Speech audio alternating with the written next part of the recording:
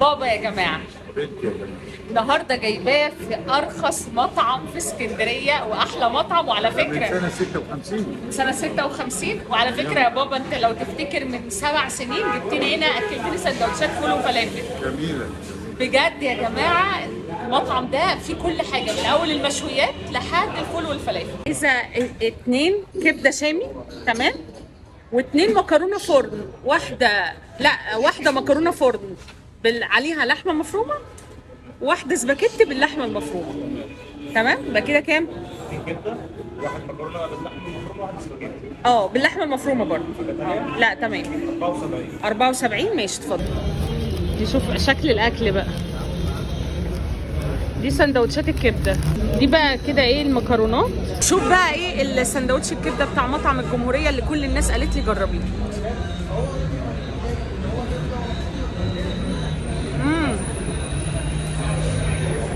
ريحه الكبده حلوه قوي.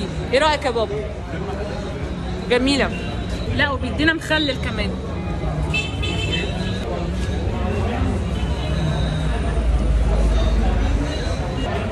طعمها وريحتها بجد خطيره، بس السندوتش صغير يعني عايز لك 3 منه 4 مثلا. المكرونات مكرونه بقى الفرن دي بقى ايه مشهوره قوي قوي في مطعم الجمهوريه، بس انا حطيت لها اضافه مفروم. ندوق بقى كده.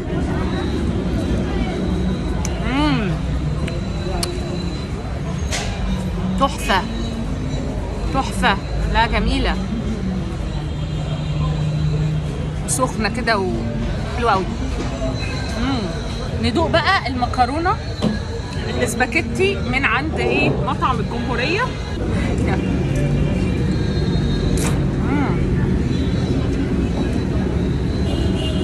تحس ان انت بتاكل مكرونه بيتي، يعني تحس ان انت ايه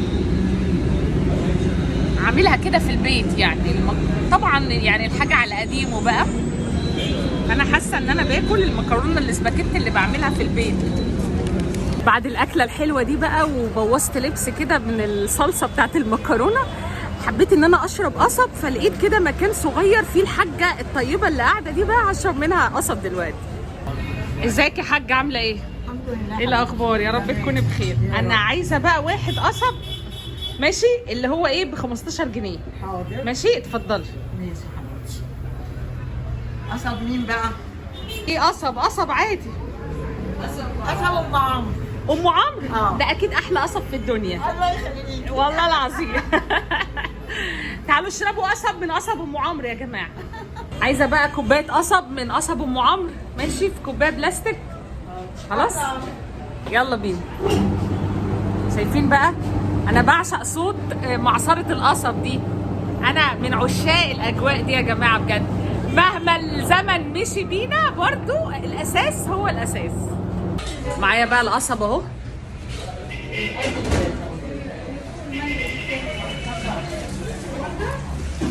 ام عمرو هو القصب عندك معسل كده ليه؟ معسل زياده عن اللزوم. ايه الحلاوه دي؟ عشان انت معسله ولا ايه؟ يلا ام عمرو بقى. ربنا يديك الصحه يا حاج، اشوفك على خير. سلام. عارفاني ولا لا؟ اسمي ايه طيب؟ اغششك؟ اسراء عصام. ماشي حاسه كده عني على الفيس هتلاقيه. يلا سلام. بابا انت ايه مزاجك في الشاي بتاع القهاوي البلدي كده البسيطه؟ تبقى جميله. زي كده ما انت جميلة. والله ده انت الاجمل يا حبيبي. عجبتك الخروجه النهارده؟ الحمد لله. جميله. بالهنا والشفا. شكل الجولة مش هتخلص لحد كده، وبابا عايز ياكل بقى ايه رز بلبن بالايس كريم والمكسرات. انا هدخل دلوقتي اشتري له من بلبن. بس عايزة 2 رز بلبن بالايس كريم بالمكسرات. كام؟ ايه؟ لا 110 تمام. ماشي اتفضل. يعني يقول لك اللي ينكش يلاقي في الرخيص والغالي، بس شغل مخك. امشي 10 خطوات، خش شمال خش يمين تنبسط وتعدي. جيبوا لكم بقى ايه طبق رز بلبن كده بالايس كريم والمكسرات. مش عارفه بلبن كده حط الحاجه في كيس كده نضيف كده ليه؟ من ساعه ما عمل الكبسه وهو ايه الموضوع بقى معاه مختلف. بس سيبكوا بقى من الرز بلبن واي حاجه. شايفين بقى الجو بقى والمنظر الجميل، شايفين الراجل الرايق اللي بيصطاد ده. عايزاكم بس تتخيلوا كده المعلقه من الرز بلبن بالمكسرات بالايس كريم على الفيو الجميل ده. يا سلام. رحنا اسكندريه.